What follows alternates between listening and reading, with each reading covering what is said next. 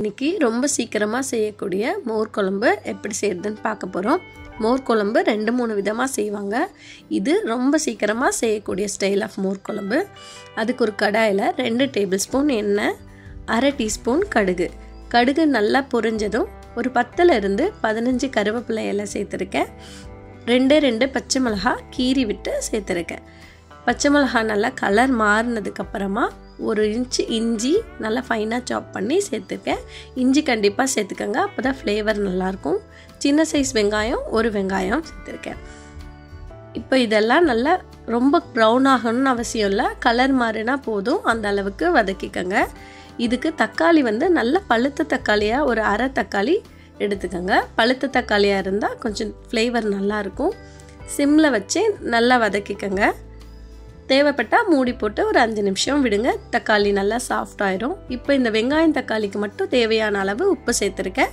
குழம்புக்கு தேவையான உப்பு பின்னாடி செக் பண்ணிவிட்டு சேர்த்துக்கலாம். இதில் ஒரு 1/4 ஸ்பூன் மஞ்சள் தூள்.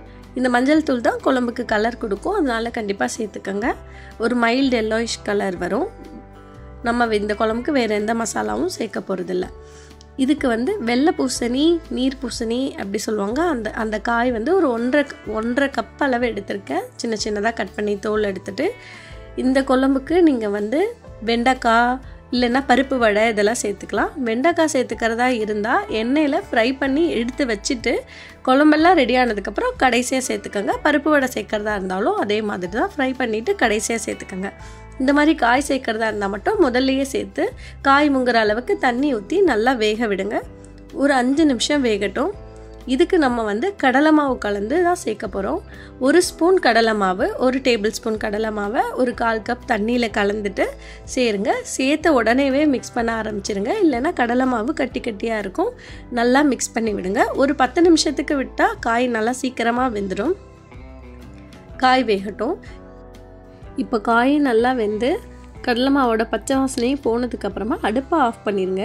ஒரு 5 நிமிஷம் குழம்பு ரொம்ப சூடாக இருக்கிறப்ப தயிர் ஊற்றினா திரஞ்சு போயிடும். ஸோ ஒரு 5 நிமிஷம் விட்டிங்கன்னா குழம்பு கொஞ்சம் வார்ம் ஆகும். அந்த டைமில் தயிர் சேர்த்துக்கலாம். இதுக்கு நான் ஒரு 1/4 ஸ்பூன் அளவுக்கு பெருங்காயப்பொடி சேர்த்துருக்கேன். நல்லா மிக்ஸ் பண்ணிவிட்டு இதுக்கு யூஸ் பண்ணுற தயிர் நல்லா கெட்டியான தயிராக, புளிக்காத தயிராக எடுத்துக்கிட்டால் டேஸ்ட் நல்லாயிருக்கும். நீங்கள் தயிரை எந்த கட்டிகளும் இல்லாமல் நல்லா மிக்ஸ் பண்ணி சேர்த்துக்கணும்.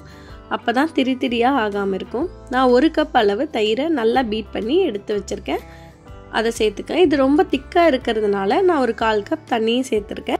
இப்போ நல்லா மிக்ஸ் பண்ணிவிட்டு மல்லித்தலை தூவி இறக்கிட்டால் குழம்பு ரெடி ஆயிரும். இந்த குழம்புக்கு சைட் டிஷ்ஷாக வாழைக்காய் வறுவல், உருளைக்கிழங்கு வறுவல், அந்த மாதிரி கொஞ்சம் ஸ்பைசியான சைட் டிஷ்லாம் ரொம்ப நல்லாயிருக்கும். கண்டிப்பாக ட்ரை பண்ணி பாருங்கள். வீடியோ பிடிச்சிருந்தா மறக்காமல் வீடியோவுக்கு ஒரு லைக் கொடுங்க. நீங்கள் லைக் கொடுத்தீங்கன்னா வீடியோ நிறைய பேருக்கு ஷேர் ஆகும். இந்த ரெசிபி ட்ரை பண்ணி பார்த்துட்டு உங்களோட கமெண்ட்ஸை ஷேர் பண்ணுங்கள்.